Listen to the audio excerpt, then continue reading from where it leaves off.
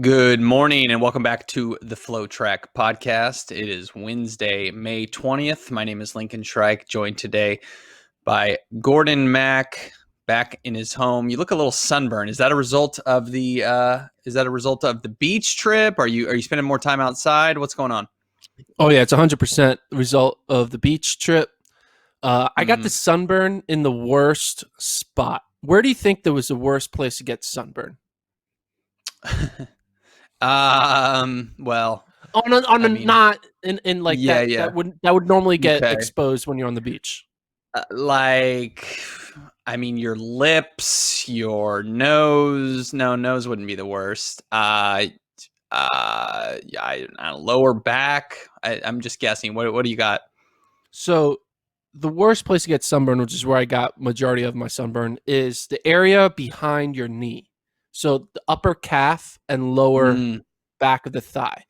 And the reason why is because every time you sit, you are yeah, feel it. pressing the sunburn against each other, and then it's when you stand back up and like you release Mm, it that like there's just mm. so much pain. It feels like you're getting stabbed in the back of the leg.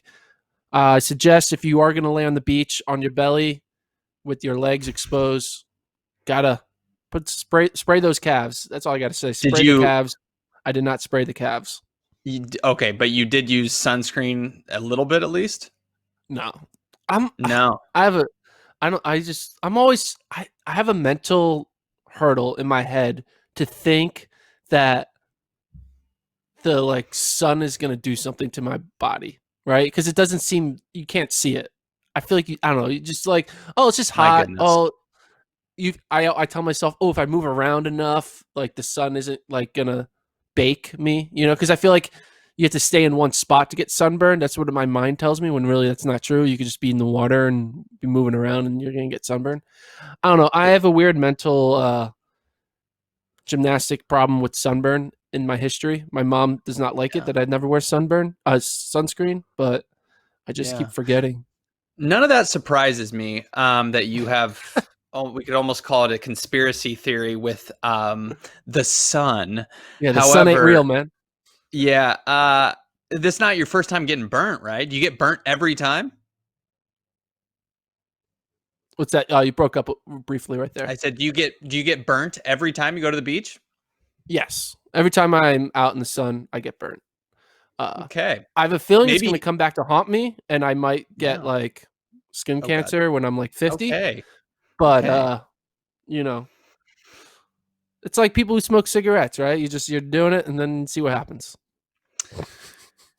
That's Good the way to start the best pod. strategy I've ever heard. It is, they say you're just always when you're smoking cigarettes, you just kind of see what happens. I mean, there's not massive warnings all over the label of cigarettes. All right, well, let's talk about some running stuff, some track and field, over your decisions in going outside because we know those are ill advised. We start off the show. Well, first off, we've got a lot of, well, not a lot, but for this quarantine period of life, we have a lot of news. We start things off. Another Mid American Conference school is cutting a running program, this time Central Michigan, cutting track and field. And they're doing it very obviously to, obviously to save money, but they still want to play football. So they're cutting it right down to the 16 team allowable limit to still play FBS football. But Gordon, they're going to have to get a waiver from the NCAA, from FBS, to still play football because they're under the number of teams, men's teams that is, that are required. They only have 5. I think you need 6 to play football. That's a big preamble. Were you surprised at all by this? And what was your reaction to this news? Um, I wasn't surprised. Obviously, we are going to see this happen more and more. Um, it kind of it's kind of feels like a weird coincidence that it's back to back schools from the same conference. Yeah. Um, and it's kind of interesting what's happening to that MAC conference. So the MAC conference is 1, 2, 3, 4, 5, 6, 7, 8, 9, 10, 11, 12 teams in the MAC conference. All 12 teams have 12 women's cross country programs, 12 women's indoor, 12 women's outdoor programs. But when you look at on the men's side, they only have 1, 2, 3, 4. What's it now? Wait, no. 1, 2, 3, 4 cross country teams. No, wait, sorry. I missed it. They I know they have have like 5 or 6 track teams so as they have well. so they have 8 cross country teams. They now only have 4 track teams, indoor teams, and 5 outdoor teams. So that Yeah, conference indoor meet is we know going to be a with quad meet. Yeah, we know with Title IX, I mean, there's always going to be more women's teams than there are men. But I think the interesting factor is obviously Central Michigan interested in football here. That's their primary motivator. But they're going to have to get a waiver to play because they cut down their minimum allowable men's teams to 5, which they need one more unless they get a waiver approved. I mean, Central Michigan, obviously not a powerhouse in track. You feel for the coaches and athletes. I know 2 coaches lost their jobs and 36 student athletes going to be affected this time, which was about a similar number. I'm not exactly sure what the future of Central Michigan's cross country team is. They still have cross country. How many kids are going to want to go there to just run cross country? I mean, I know you can run I assume you can run kind of like how Portland runs track, just wear the uniform during the track season and just not compete at a conference meet. But it's a little confusing when you don't have track sponsored. I don't know how you could possibly convince kids to just go run cross country there. So it's a big negative for the program. What I just want to say is the big question is Akron's move, is Central Michigan's move, eliminating parts of their men's teams. Are the dominoes just going to keep falling here, whether it be in the MAC conference or bigger programs, other areas of in the NCAA, Division II, Division III? This seems like this is just the beginning of the levee breaking. And so it's impossible to predict who else is going to make cuts. But, if these mid-major schools are doing it, I got a feeling we're going to continue to see schools at that level cutting track. I don't think we're ready to say, I mean, obviously we're not going to see Oregon or Stanford cutting, but that it raises the possibility when these schools are doing it that certainly schools at their level are going to do it, and schools at Division II and possibly Division III as well. So there's more to come. Yeah, and just to kind of like the optics, it's going to be really weird, especially in the MAC. I mean, the MAC indoor championships, there's going to be 12 women's teams all competing, and then just 5 men's teams. In Bowling Green, Central Michigan, Miami, Ohio doesn't have indoor. Illinois, Western Michigan, all don't have men's programs.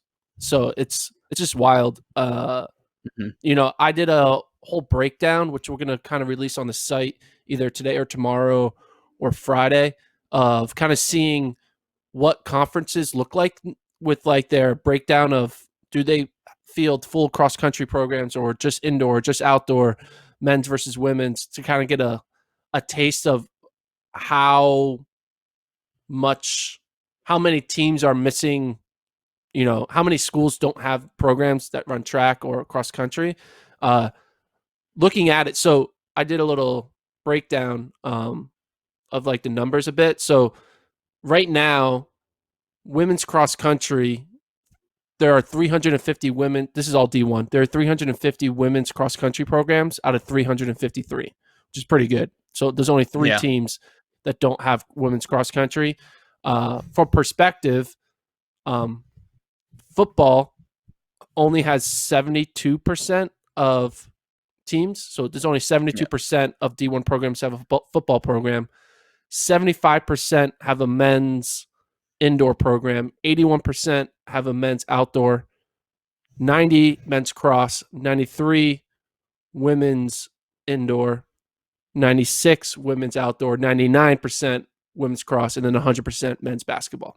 So right now, track is on the men's side, at least. The women's side, track is staying between 93 to 99% across those 3 sports. But on the men's side, it's right now 75% to 90% across those 3 sports. There are a total of 87 men's indoor track programs that don't exist. 87. Yeah. So it's a lot.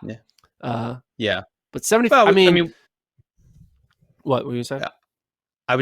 We know it's going to be the men's side of things that's going to be targeted to remove sports, like we said, in the wake of Title IX. I mean, you can be a fan or not. It's of Title IX, but that's the way it's going to be. And track is an easy target, I think, because it doesn't bring in money, and particularly when you talk about some schools that maybe aren't competitive in those sports, even if it almost seems like it's an excuse to remove those programs, because it's not incredibly expensive relative to other sports to hold to host these sports.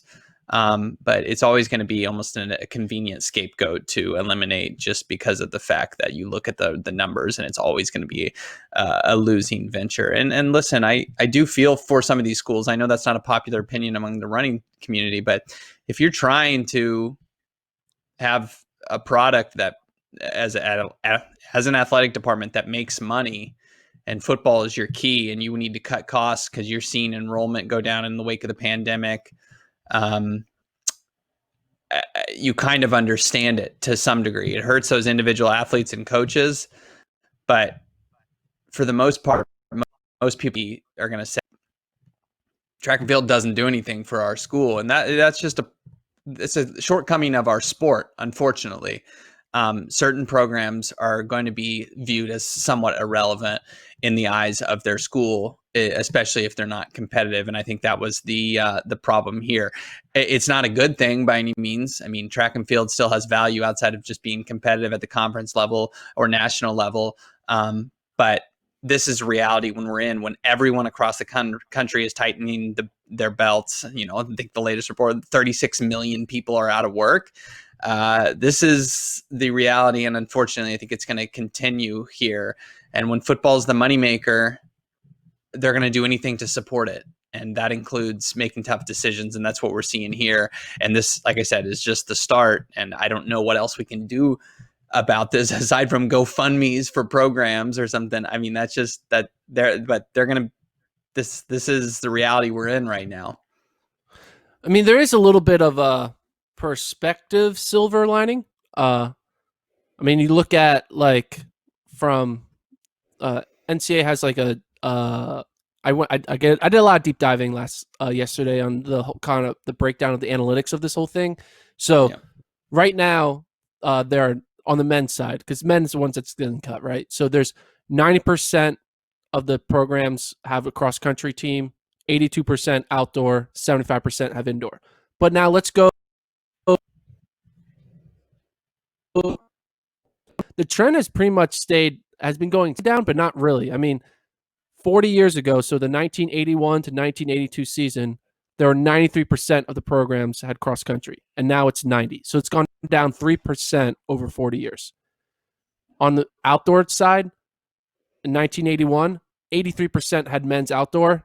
Now in 2020, 82%. So it's only going down 1%. On indoor, 76 had men's indoor in 1981, now only 75%. So it actually has gone up over the past 10 years. There was a point when it was 74% in 2010, and 10 years later, it's now at 75%. Mm-hmm. So in a way, obviously every program that gets cut is not just a number, right? It has history with that program, the alumni, the current athletes, the previous athletes all feel it. And, for instance, the Akron and the Central Michigan community get hit a lot harder than someone who lives in Washington. A school in Ohio got cut, or a school in Michigan, right? So it does hurt that community. But in general, at least we're not dropping like flies in the 10% range. When you look at historically, I mean, for over 40 years, only 1% of the programs being cut, or 1% of the total programs being only a drop in 1%. That's not bad when you think about perspective. But I just think obviously the pandemic is the catalyst that people feared, of which we could start to see those numbers drop dramatically. My question is there anything I don't know financially or whatnot, is there anything the NCAA can do? Because the optics of this is ultimately not going to be good on them either. And I know the financial situation is just what it is, but can the NCAA buoy any of these programs? Because if you're going to start to see schools just cutting track and field left and right to save, to make do and to try to have still support their big sports, it's not a great look. Obviously, it's not publicity like there would be if I don't know, a major school somehow had to cut football, but it's still not it's not a good look when something like this hits and all of a sudden schools have to start cutting an Olympics sport. I have no idea what it would look like, but I wonder if NCAA could possibly help out here at all, because if this continues to happen, I think it ultimately reflects bad not only on the universities, but particularly so on the NCAA. I mean, again, this is kind of, people may not want to hear this, but I honestly think NCAA doesn't look at, again, there are 353 Division I programs, 353. Two of them have now made cuts to the track. It's a so small number. 2 out of 353. When you're NCAA and you hear that, that's not like a huge impact in there. It doesn't. That's probably, it's a footnote in a weird way. Now, to those communities and to the running community, it's more than a footnote. It is a big deal. But unfortunately, the NCAA operates with 20 sports, right? Two genders. Like, in the end, like, it's just they have such a bigger net, the Division I, Division II, Division III, that when just one program, or even if it was, like, to be honest, there could be 20 track programs that could get cut, and I still think the NCAA would be like, oh, okay, we went from 280 to 260. Okay, we still support 260 programs. So, well, what's it going to take us, then? I mean, what's it going to take to get your attention? What level of program is it that's being cut? Like I said, Oregon, Stanford not getting cut unless the apocalypse happens. But I mean, we got these mid-major schools right now cutting men's athletics, track, cross country, track and field, what have you. I mean, what level of school is going to get your attention, I suppose? I mean, the level of schools gets my attention personally, like, because I'm a track fan and, you never want to see it. But I'm just saying that to get the attention of Mark Emmert, it's, the only way you would get the attention is if, like, 20% of Power 5 schools all start axing multiple sports. Mm-hmm. Because there's, I mean, do you think there's a lot of Power 5 schools out there that support, like, the bare minimum of sports, right? They don't, right? We kind of are lucky that running is like that one sport where most schools decide to sponsor it. I mean, you look at other sports, like, not everyone has wrestling, not everyone does swimming, not everyone is doing field hockey, not everyone is doing gymnastics. So, I mean, you think about this. If, like, I haven't looked at the numbers, but I try to find a different sport where, say you're a big, here we go, yeah, like fencing, right? Heck yeah. Say you're a big fencing fan. Only 7% of Division I schools have women's fencing. 7%. Yeah, but it's an irrelevant sport. I think the fans of fencing would be like, it's not a real sport at NCAA level, just like bowling's not a real sport at the NCAA level, right? I mean, that's just what you don't want. You think a fencing fan, but you think a fencing fan thinks their sport's not real? No, I don't think that's the question here. It's more of, I mean, I think you look at Akron and you say specifically, and you look at somebody like Clayton Murphy, who came out of there and graduated and then became an Olympic bronze medalist. You're hoping at the highest level that this doesn't stunt the growth of some next star at the U.S. level, and programs continue to do this. And the college program is our best minor league system, and as it is for every sport. And if this continues to happen, there's a chance at the highest level of the sport that you're losing a future star because programs are deciding not to support this. Now, of course, those athletes are few and far between, and for the most part, it's, for lack of a better term, athletes that are irrelevant on the national or international stage. But there's a lot of things to be upset about. But I think losing a chance to develop somebody who's and of course that athlete will go elsewhere. I understand that, but there are certain things you can't replace when you cut individual programs, and I don't know. It's just it's a real shame. And I will say Central Michigan choosing to honor all their athletes scholarships, even the athletes that had signed to come into the program. Probably many will transfer, but that there's at least the academic support is at least a nice silver lining for some of those kids. Yeah. I guess what I'm trying to say is a vast majority of sports that the NCAA has, a vast majority, like men's soccer, gymnastics, all these sports, a lot of them, the super weird sports have participation at like under 10%, but a lot of these other sports are in the 40s to 60%. So therefore, that's when we are talking about going from 70 on the men's side, 80 to 75% participation to 60 to 65. That's a huge drop, right? And it's going to hit the track community really hard. But from the NCAA's perspective, it's like you're complaining about having 60 to 65% participation. Look at all these other sports with 40 to 10%, So that's why I think NCAA won't really ever give track any special treatment to kind of save track, because the NCAA isn't in the business of saving track. The NCAA is in the business of making sure March Madness goes on and football generates revenue to pay for all these other sports. I mean, right? Yeah, I will say, track affects a lot more people than fencing just on the numbers. Track is a high participation sport. So in that regard, cutting that will be cutting 10% affects a lot of people. And you're right. Of course, we can assume.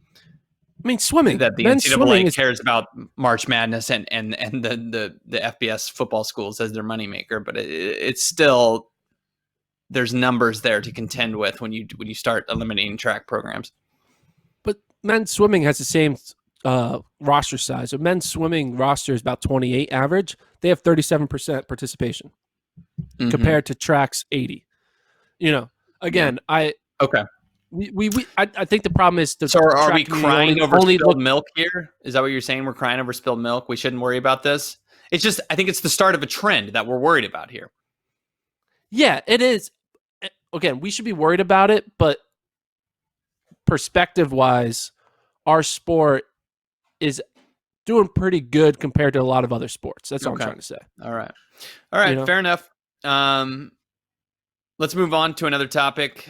Some running did happen. Imagine if you're a big swimming fan and you see us. Yeah, huge swimming fan. Me, Michael Phelps all the way. All right, moving on. In a little town called Denton, Texas, we had a 3,200 meter time trial. Most of the time, that wouldn't make a lot of news.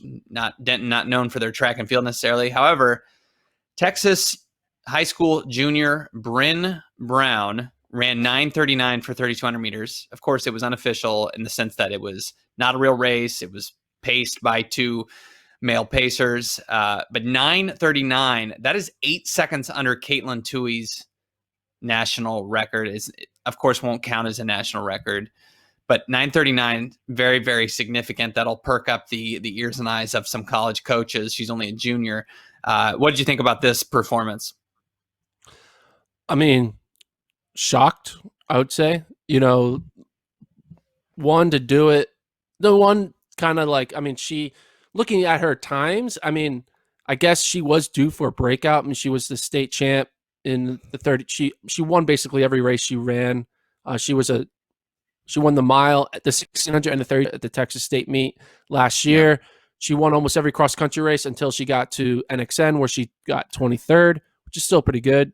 But like, no one is really thinking about the 23rd cross country runner, right now, because everyone, you think about the people who are finishing in the top 5, top 7.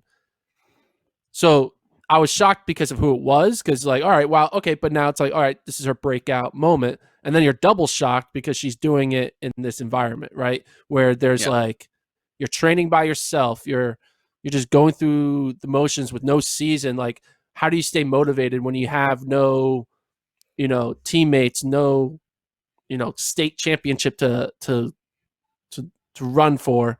And then she goes on her own local track and rips the fastest time ever by a high school girl, which is just crazy. It's just like, that's motivation to have no like championship carrot to train for, and then you go out and you run not just like a top 10 all time, but like the fastest, you break Katelyn Tuohy's mark, that means she was determined. I mean, she kind of made some news a few weeks earlier with her workout, which was a pretty impressive workout where she ran, what was it, 4 by 1600 or 5 by 1600? I don't know what it was. Do you know what I'm talking about? I read some of that. That didn't catch my attention nearly as much as the 9:39. But yes, Yeah. I read that in She, the article. she ran 4 sub 5-minute miles. Okay, that's pretty good. Yeah. That's pretty good. The question is, does she need to be this fit? I don't want to criticize too much a high school girl, but does she need to be this fit right now?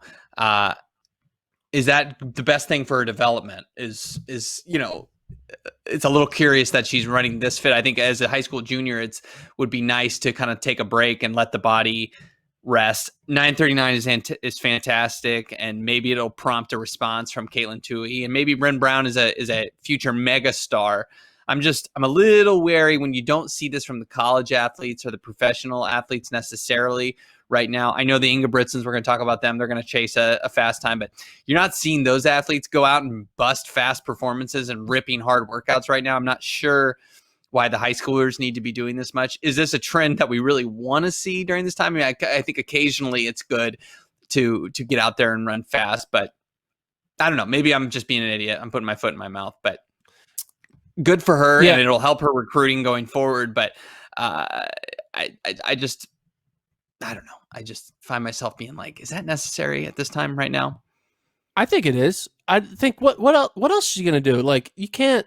I mean, she's not like she's out there like running these fast times week in and week out and burning her body out. I mean, she ran a fast time in May. Like, it's not like she's trying to rip a world lead in January. Where like, hey, kind of take it easy, build. I mean, we're in the, if you perspective wise, May 20th is like I mean, I guess she did May 18th or 19th, but like end of May is like a time when people start running fast. I mean, people rip fast times at Peyton Jordan in early May. So calendar wise, I think it's okay. I would only get concerned if she's like doing it week in and week out and kind of burning herself out. But maybe she like spent like 3 months or 2 months building up to this moment. And this was like, all right, I'm going to have a fast time trial end of May. Let's see what happens. Now, if we come back and I'll be like, all right, you need to chill out. You don't need to be running new PRs every other moment. But I think for this one moment, I think it's great. Does Tuohy respond, do you think? I don't know if she's healthy right now. I don't know what's going on. I know she's going to NC State in the fall if campuses are open. That's, assuming a little bit there. But does Tuohy does Tuohy look at this and say, oh, that's not a real national record. You had a male pacer in front of you and behind you, and this was just a time trial? Or does she say, I don't want this publicity. I need to take this back. I'm going to try to rip something faster? I mean, I would like to think that would happen, because that would be great, because it'd be like, ooh, anything you can do, I can do better. Mantra would be fun for the sport.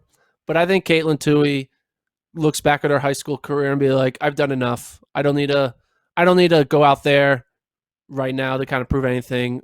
My career speaks for itself. I'm just going to take time and get ready to be a star freshman for NC State. I think she has graduated mentally from being high school runner and is now just focused on, okay, now I got to prepare myself for a 6K in November. The pacing for this effort really was on point. She came through the mile or 1600 at right around 4:49, 4:50, and just came home in the exact same amount of time. Maybe this was perfectly suited for her. Because in the sense that most high school races aren't going to be, you see in a boys 2 mile, they'll go out in like 62, and it's just you're a young athlete learning how to pace. This was well thought through, and maybe she doesn't run this fast in a traditional race, but this was ideal for her, because in high school you just don't see paced efforts that are done well typically, but this was definitely that. And when things are done evenly, you get to see what some of these young kids can do. I mean, that's a big reason we had that was because you had two male pacers who can hit these marks at a easier.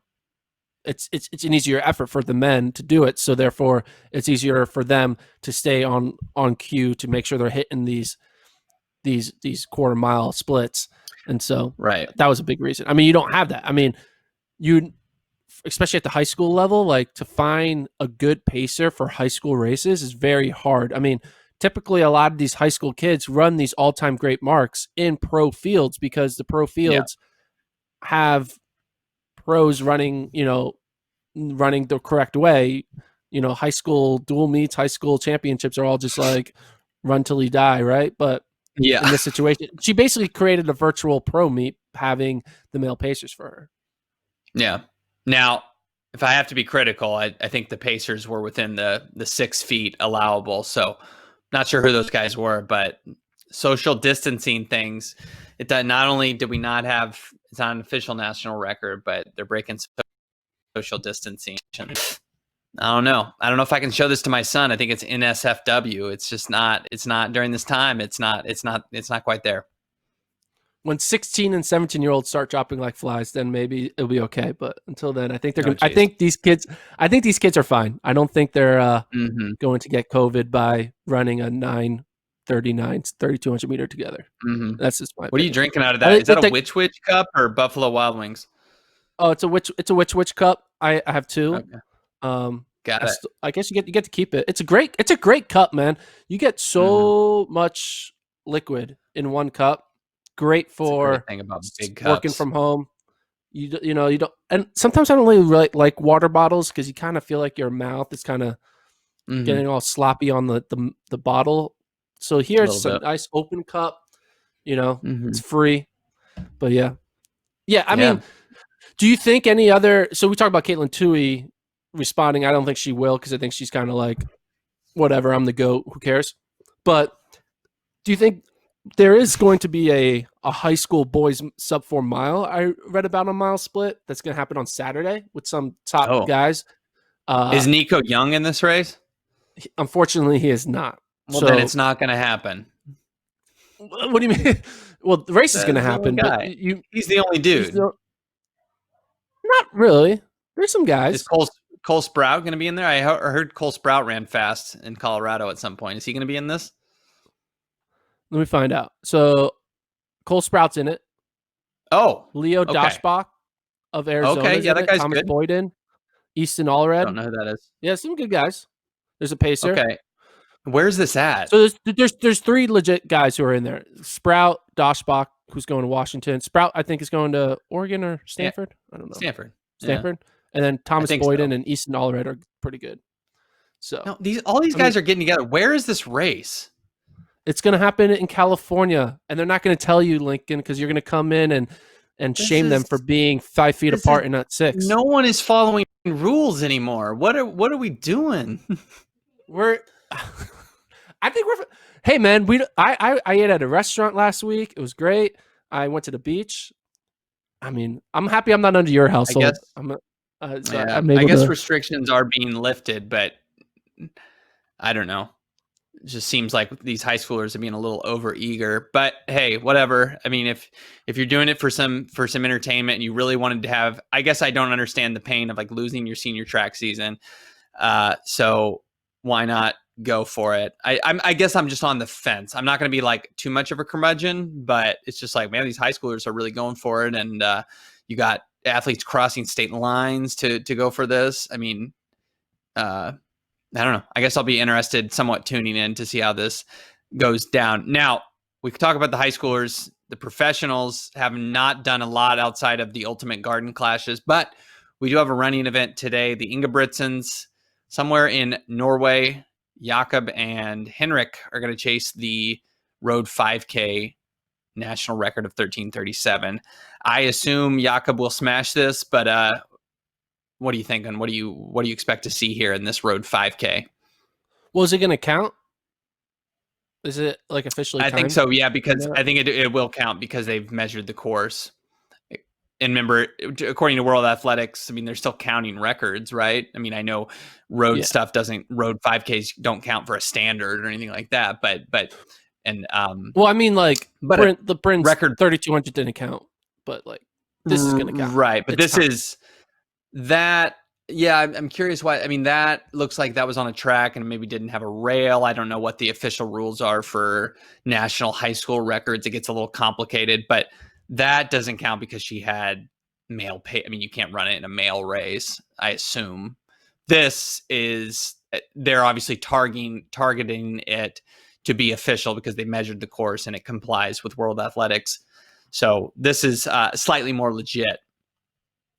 Who do you think is behind the reason for this race? Because I really doubt that the Ingebrigtsens are like clamoring to be like, we have the I road don't know. Norwegian record, right? It's like, it's not like an impressive mark, right? So Yeah. what do you think is their motivation to do this? Are they doing it Well, for some TV show, or like mhm. they're just Yeah. bored? Is this a on It's board race? They're trying out for Norway's Got Talent, and this is their submission is them running a road 5K. It's gonna be kind of weird as the judges like watch a video for 13 and a half minutes of them just ripping on the roads. But yeah, this is their submission.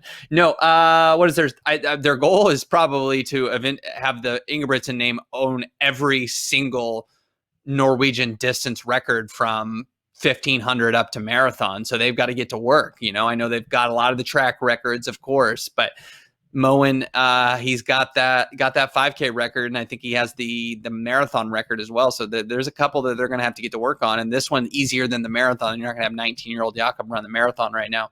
The motivation, or who's pushing this? I mean, maybe dad, but I also think these athletes are eager to go. I mean, Jakob didn't run an indoor season, so he hasn't raced all year. So he's going to be clamoring to get ready to go. And also, it's just they're going to be running the Impossible Games coming up in Oslo in less than a month. So they gotta be prepared for whatever they do there. So they have a little mini season of sorts going, and restrictions are a little looser in Europe. So I think they're going to be planning on running a Diamond League season. So they have a real season to look forward to.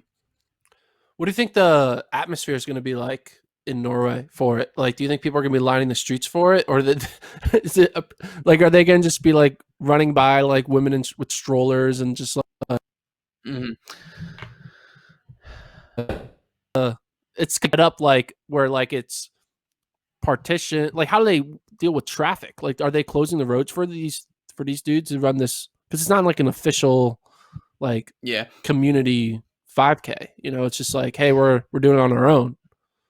These are all questions I have and haven't been able to glean from the Google Translate Norwegian articles I'm reading, and my Norwegian sources have also gone dark of late. But I imagine that there have been some road closures. I also imagine it's not too difficult to find quiet neighborhoods in wherever they're at in a city called Stavanger. Let's see the population of Stavanger where they're running. Yeah, it's a population of 130,000. It's a coastal town. So I don't imagine the traffic is incredible right now. But I do think it also wouldn't be for two of the bigger sports heroes in the country to just be like, hey, we want to, for like 30 minutes here, we're going to close down these roads, and local government's probably like, those roads didn't need to be closed. There's not many people doing anything right now. But sure, we'll go ahead and cordon it off for you. And so they're fine. I mean, this isn't like trying to like shut down New York City for 30 minutes. Like this is Stavanger, Norway. Not a ton going on there. How great though would it be if they had to stop like at a light, be like, oh, and they were jogging in place to keep it going. All right, all right, go. Yeah. Yeah. I do you think they're gonna bust right through? Do you think they're trying to? Do you think it's not really about the Norwegian record, but more about trying to get a Strava segment PR? I imagine that's probably the case. I bet they've done some time trials on this course though.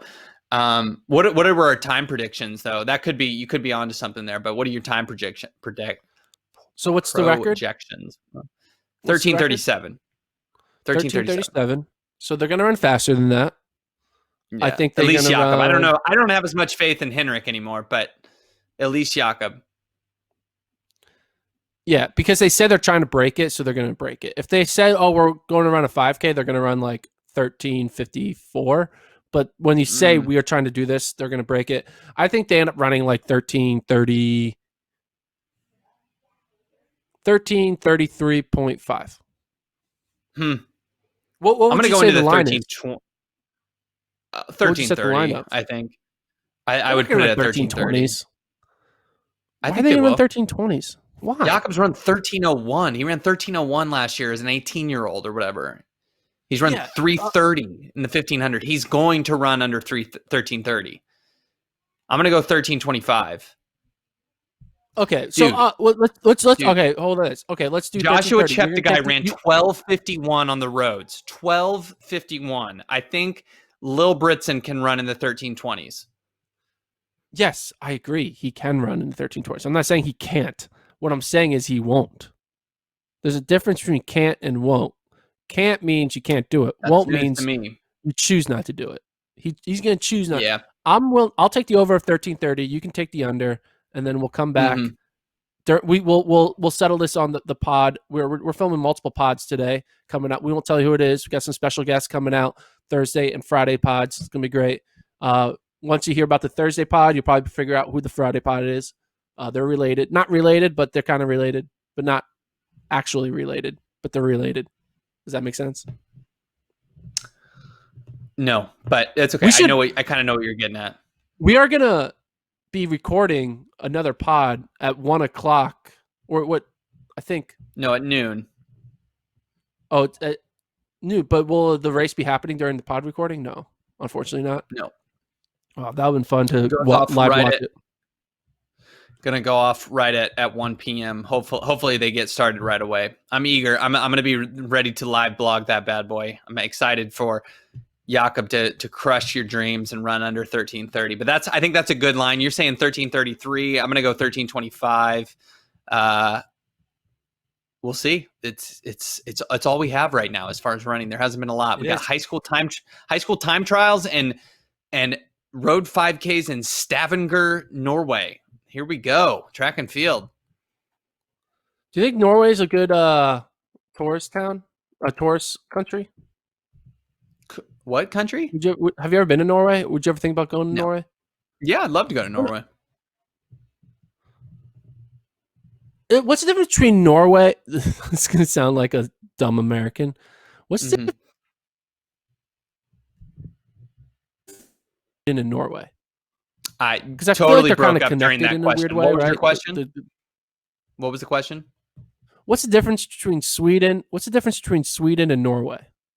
They're the two different countries. Well, I know that, but like, I feel like everyone kind of combines them. The Nordic countries, right? That's what they are, the Nordic. So, like, Okay. are they the same vibe, or is one like California, and the other one's like New York? You know what I mean? I don't know. Well, Sweden, I think they probably have different languages. There's that. They are neighboring countries. I think the population in Sweden is significantly higher. Let me check that. I think of Swedish people as having blonde hair and Norwegians having more of a mixture. I don't know, but Sweden's about to double the size as far as population as Norway. But no, they're not the same place. They are both Scandinavian countries, but right now Norway has the advantage as far as distance runners because of the Britsons. But yeah, teaching you geography is always a highlight of this podcast.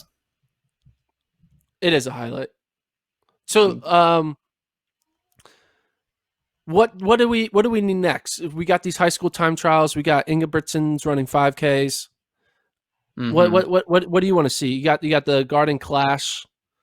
If you are Seb Coe, what are you doing? You're Seb Coe and you're told to do something, not Seb Coe, because I know what you'll say is do nothing. That's what you originally what you would say.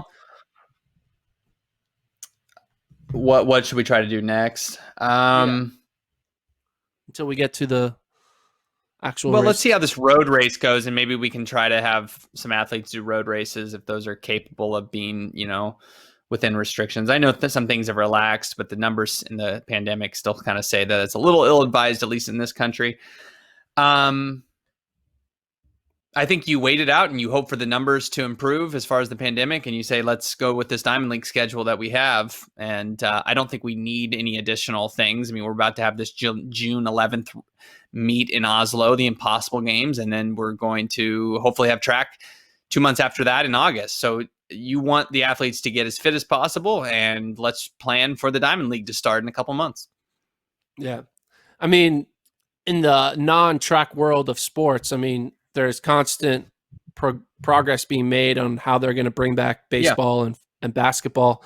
I think based on what I've been hearing about basketball, basically a high majority of players are on board for it. I think especially like someone like LeBron. If LeBron James is on board for something, I think everyone's going to follow suit.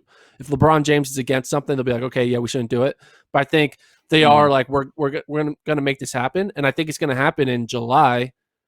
And I think once the world starts seeing basketball players, NBA basketball players playing, I think the running community are going to be like, hey, I'm jealous. They get to play sport. I want to start playing sport as well.